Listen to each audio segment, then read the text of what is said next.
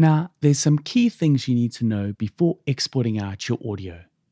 When you exported out your song from your DAW to begin the mastering, you did it at a higher bitrate to retain the 24-bit audio quality. Plus, if you're working at a higher sample rate, you stay at that same sample rate. But now for the mastering export, you want to export this out to the CD audio quality standard, which is 44.1 kHz and a bitrate of 16-bit. As some media like CDs can only support playback on 16-bit, and even some media players will only support 16-bit. So first set these to that. Then the next thing you want to do is apply some dithering to the sound. What dithering is it adds a slight bit of noise to the signal, and this is due to the reduction or reducing of the bitrate. So to help with the bitrate reduction, dither adds noise and truncates the word length of the highest bitrate file before the export. Don't worry if this doesn't make too much sense, but basically dithering will mask any distortion that may occur at the reduction process from the 24-bit file to the 16-bit.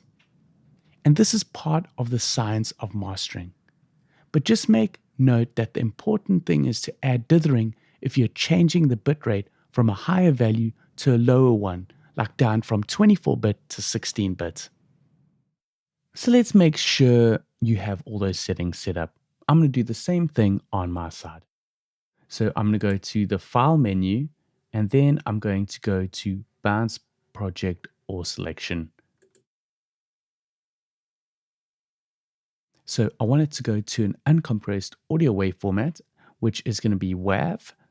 Then for the resolution or bit depth, I want to set this down to 16-bit. And the sample rates I'll leave at 44.1 kHz, which is the audio CD standard. Then for dithering, I want to add in some dither. So these are the noise shape or noise signals that you can add into your signal as some dithering. I'm going to leave it set to the default dithering setting, but you can choose one of these other noise shaping options if you want to. You're not going to hear much of a difference, but they just got different ways that they add that noise into the signal. So I'm going to be happy with that. And also just make sure that there's no normalizing. And I'm going to click OK and choose where to save this.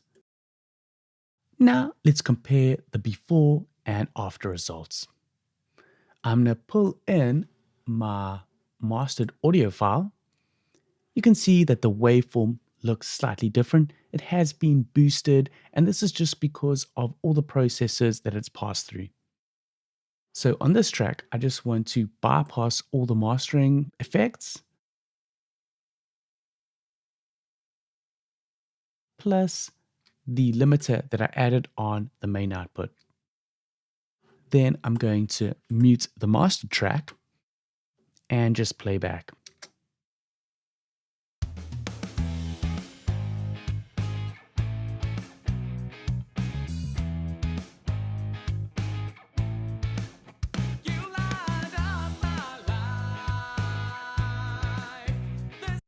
So that was the unmastered track. Now to hear the mastered one. So I'm going to unmute this and mute that one. So let's hear the difference.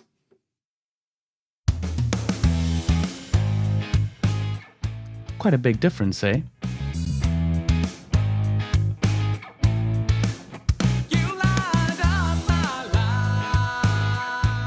You hear the boost and level, plus the other processes that have been added onto the audio.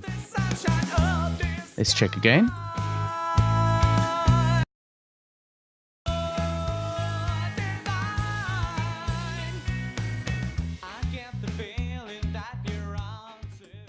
And back. Top of you. For me, I want you close by my side. Cool. So that gives you an example of how far you can come with mastering, from taking your mix track, pulling it through some mastering processes, and then seeing the end result. It's a great skill to get good at, at mastering your own material. And the big thing is that it's an entirely different practice to mixing. So make sure to export out your mix and then start a whole new project for the mastering process. And also, a big point is don't mix and master on the same day. Give your ears some time to rest and adjust, and then jump into the mastering.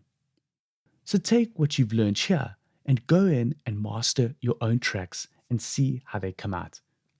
It does take some time getting into how each mastering processor works, but just keep at it and keep listening to hear what each parameter and effect does and how it can improve your sound.